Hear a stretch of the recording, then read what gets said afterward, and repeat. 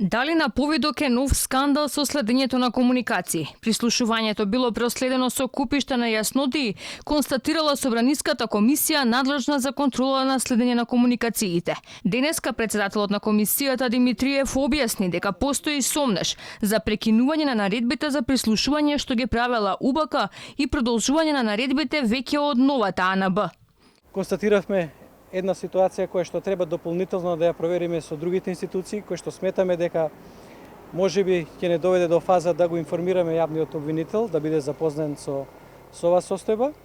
Од правен аспект е дилемата како во кој даден момент треба да се направи прекин на наредбите од старата институција и продолжување на наредбите од новата институција. Има одредени разлики.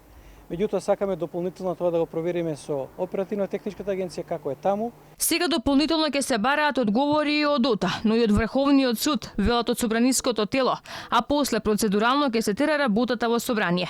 Од 1 септември, од кога официјално АНБ започна со работа и по еден месец, практично се уште не е во функција. Екипирањето на агенцијата што ги вознемири внатрешните се уште не е завршено.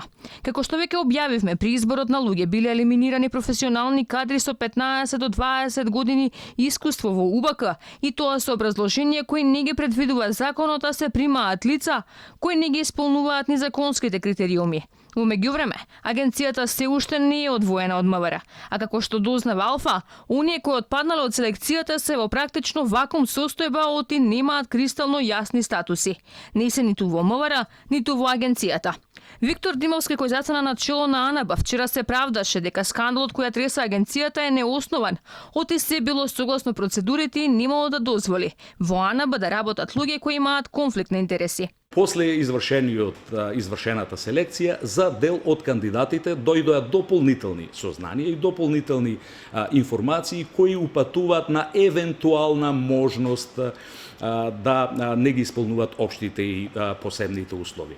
Во однос на ова, можеме одговорно да кажем дека сите овие информации ги земаме во предвид, ги проверуваме и ние нема да дозволиме во агенцијата да работат евентуално луѓе кои што имаат конфликт на интереси, да има припадници кои евентуално не ги исполнуваат општите и посебните услови. Уште за време на формирањето на новата агенција, експертската јавност остро реагираше дека со формирањето на АНБ и ОТА ќе дојде до фузирање на службите, односно две служби ќе работат иста работа.